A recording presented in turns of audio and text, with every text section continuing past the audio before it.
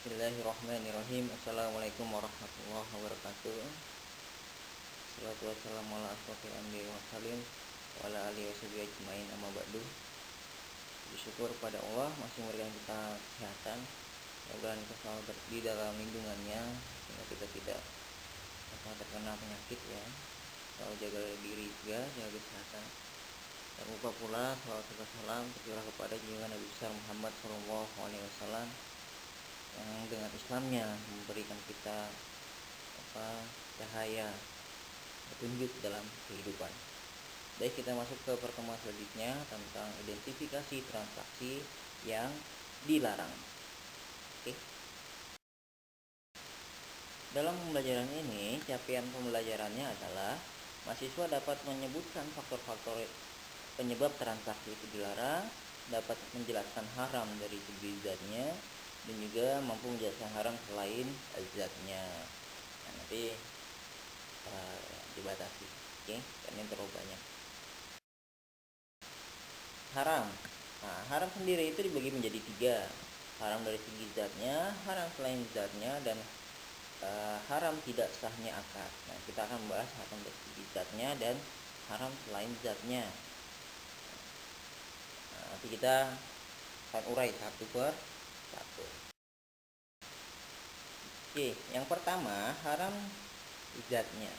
Transaksi dilarang karena objek, barang atau jasa yang ditransaksikan juga dilarang. Contohnya apa? Minuman keras, bangkai, daging babi, dan sebagainya. Semua itu kan sifatnya adalah, hukum asalnya adalah haram. Jadi zatnya itu sudah menunjukkan bahwa dia haram. Nah, bagaimana dengan jual beli minuman keras? Jual beli minuman keras, jual belinya, akadnya walaupun itu akad jual beli yang secara hukum itu boleh, tetapi karena zatnya itu zat yang haram, maka hukumnya tidak boleh.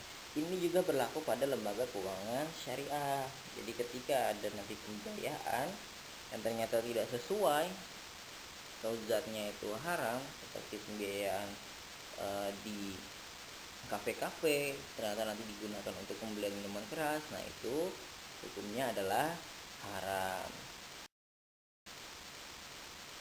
Haram selain zatnya di sini dikarenakan melanggar 2 prinsip.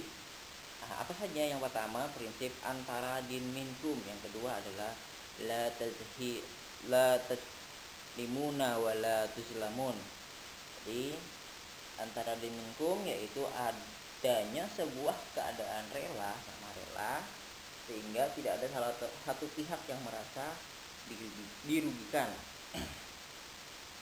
Nah, sedangkan la tazlimuna wa la tuzlamun adalah di dalam sebuah transaksi jangan menzalimi dan dizalimi ya. Jangan menzalimi dan juga jangan dizalimi. Prinsip yang pertama antara din minkum itu hanya ada satu, yaitu tadlis, penipuan. Apa itu tadlis? Setiap transaksi dalam Islam harus didasarkan pada prinsip kerelaan antara kedua belah pihak. Nah, makanya dalam tadlis perlu namanya informasi yang komplit, dalam artian sini, atau informasi yang sama, sehingga tidak ada pihak yang merasa dicurangi karena terdapat kondisi keadaan di mana salah satu pihak tidak mengetahui informasi yang diketahui oleh pihak lain. Nah, tadlis itu terjadi karena 4 hal. Yang pertama adalah kuantitas, yang kedua kualitas, harga, dan waktu penyerahan. Nah, dari segi kuantitas yaitu mengurangi takaran timbangan. Tadlis dalam harga contohnya memanfaatkan ketidaktahuan pembeli. Tadlis dalam waktu penyerahan contohnya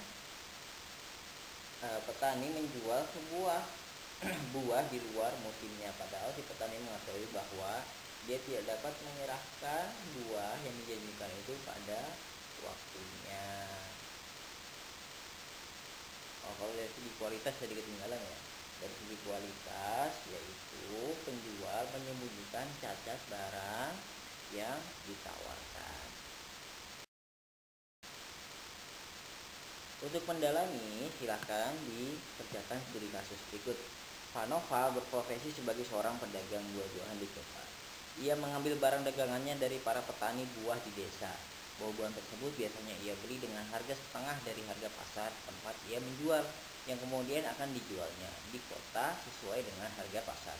Ketika menjual, petani tersebut tidak pernah menanyakan harga pasar dari buah-buahan yang dijualnya, sehingga Pak Noval pun tidak pernah menyampaikan kepada para petani di desa berapa harga pasar buah-buahan tersebut.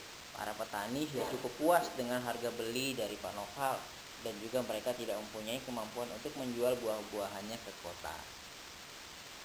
Pertanyaannya adalah, apakah transaksi yang dilakukan oleh Pak Noval tergolong tadlis?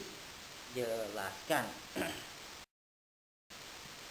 Nah, tadi adalah prinsip pertama. Sekarang prinsip yang kedua, yaitu la tazlimuna wa la tuzlamun. Ya, prinsip jangan menzalimi dan jangan dizalimi. Nah, prinsip ini berbeda dengan yang pertama, hanya ada satu. Kalau ini ada banyak, ada goror atau tagrir, ada ikhtikar, ada bai najasi, ada riba, ada maisir, dan riswa. Baik, teman-teman, ini kita bahas sampai bai najasi dulu ya. Yang pertama adalah tagrir atau goror, situasi di mana terjadi incomplete information, jadi tidak lengkapnya informasi karena adanya ketidakpastian dari kedua belah pihak yang bertransaksi, uncertainty to both parties. Nah, bedanya dengan tadlis, kalau tadlis tadi adanya dua pihak A dan B, jadi A-nya tahu, B-nya tidak tahu. Sedangkan kalau tagrir, baik pihak A dan B itu sama-sama tidak memiliki kepastian, sama-sama tidak mengetahui. Jadi kita agak bingung ya. Oke, saya kasih contoh. Misalnya kita punya karyawan menandatangani kontrak kerja 2 juta per bulan. Kontrak ini pasti bersifat mengikat dan bersifat pasti kan, bahwa setiap bulan akan memperoleh gaji 2 juta. Tetapi apabila di kontraknya bukan gaji nominal 2 juta tadi, tapi diganti dengan pendapatan karyawan ditentukan dengan gaji hasil yang diperoleh oleh perusahaan, kan menjadi tidak pasti, pendapatannya tidak pasti, dan seterusnya. Jadi yang seharusnya tadinya bisa pasti, dengan adanya gaji hasil keuntungan perusahaan itu menjadi memang tidak pasti dengan ada kesepakatan baru. Jadi tagrir adalah sesuatu yang pasti menjadi tidak pasti. Tagrir sendiri juga sama kayak tadlis, ada dari segi kuantitas, kualitas, harga, dan waktu penyerahan. Contoh dari segi harga, yaitu misalnya Bank Syariah menyatakan akan memberi pembiayaan murabahah rumah 1 tahun dengan margin 20% atau 20 tahun dengan margin 2 tahun dengan margin 40%, kemudian disepakati oleh nasabah. Ketidakpastian terjadi karena harga yang disepakati tidak jelas, apakah 20% atau 40%, tergantung kepastian yang diberikan oleh nasabah, apakah dia mau membayar 1 tahun dengan 20 atau 40. Ini memang harus ada kesepakatan di awalnya sehingga bisa membuat. Jadi kasus kedua, Pak Sudarmaji ingin membeli sebuah sepeda motor, yaitu motor Vespa Super walaupun bekas, dengan cara murabaha kepada sebuah BMT. Pihak BMT kemudian menyatakan kepada Pak Haji bahwa mereka akan menjual motor tersebut dengan mengambil fee 15% untuk 1 tahun atau 30% untuk 2 tahun, yang kemudian disepakati oleh Pak Haji. Kesepakatan tersebut dibuat pada saat kedua belah pihak belum mengetahui kondisi fisik dan kualitas dari motor tersebut. Apakah transaksi di atas tergolong tagrir? Jelaskan. Studi kasus 3. Seorang pedagang pasar Pekalongan konsumen menawarkan barang dagangannya dengan dua cara. Yang pertama, kalau dibayar dengan cicilan 1 bulan harganya 100.000. Tetapi jika barang dibayar 3 bulan cicilan maka harganya 150.000. Seorang konsumen menyetujui untuk membeli barang tersebut, sedangkan lama pembayaran baru akan ditentukan pada 1 bulan berikutnya dengan berdasarkan kemampuan bayar dari konsumen. Buatlah analisis fikih terhadap tindakan pedagang tersebut. Apakah sistem dagangnya ini dilarang? Selanjutnya adalah ihtikar.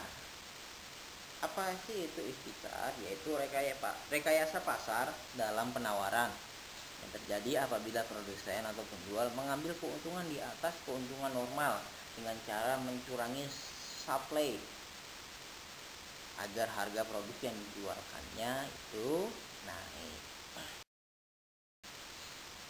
Ihtikar terjadi apabila ada 3 hal. Yang pertama, mengupayakan adanya kelangkaan barang, baik dengan cara menimbun stok atau dengan menekan entry barrier. Apa itu? Yakni menghambat produsen atau penjual lain masuk ke pasar agar ia menjadi pemain tunggal atau memonopoli. Yang kedua, menjual dengan harga yang lebih tinggi dibandingkan harga sebelum munculnya kelangkaan. Ketiga, mengambil keuntungan yang lebih tinggi dibandingkan keuntungan 1 dan 2 yang di atas bila. Studi kasus 4. Pada bulan Januari, kasus corona COVID-19 di Wuhan membuat seorang pedagang masker mengetahui bahwa kebutuhan masker akan meningkat. Oleh karena itu, jauh hari sebelum pemerintah mengumumkannya, karena pemerintah itu mengumumkan kalau nggak salah bulan 3, jadi ada jauh hari sebelumnya.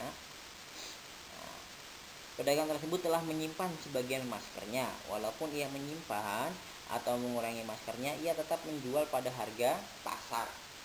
Yang pertama, buatlah analisis fikih. Apakah pedagang tersebut melakukan tindakan ihtikar? Dijawab ya. Rekayasa pasar dalam permintaan terjadi jika seorang produsen menciptakan permintaan palsu seolah-olah ada banyak permintaan terhadap suatu produk sehingga harga jual produk itu akan naik. Jadi kasus kelima, dalam rangka menaikkan harga jual barangnya, maka sebuah perusahaan X membuat beberapa orderan fiktif terhadap barang dagangannya. Orderan tersebut digunakan oleh perusahaan sebagai bargaining power dalam transaksi mereka pada para konsumen, sehingga membuat mereka bisa menetapkan harga yang tinggi terhadap konsumennya. Apakah tindakan perusahaan tersebut tergolong bayi najasi atau tidak? Jelaskan. Baik, dari studi kasus yang ada 1-5 silakan dibagi ya. Jadi kan ada 7 orang. Nah, laki-laki tidak boleh sama dengan laki-laki untuk jawabannya. Jadi kalau Pak Aji ngambil studi kasus kelima, Noval ambil keempat, terus dan seterusnya. Faruk ketiga gitu. Nah, kalau sama berlaku juga untuk yang akhwat ya. Jadi Mbak sering ambil 1 mungkin, Melani dan sebagainya, nggak boleh sama. Jadi dipisahkan berdasarkan jenis kelamin, nggak boleh sama jawabannya. Oke, saya tunggu ya. Silahkan dikumpulkan. Terima kasih. Apabila ada salah kata, saya mohon maaf. Mudah-mudahan ini bermanfaat. Saya akhiri. Assalamualaikum warahmatullahi wabarakatuh.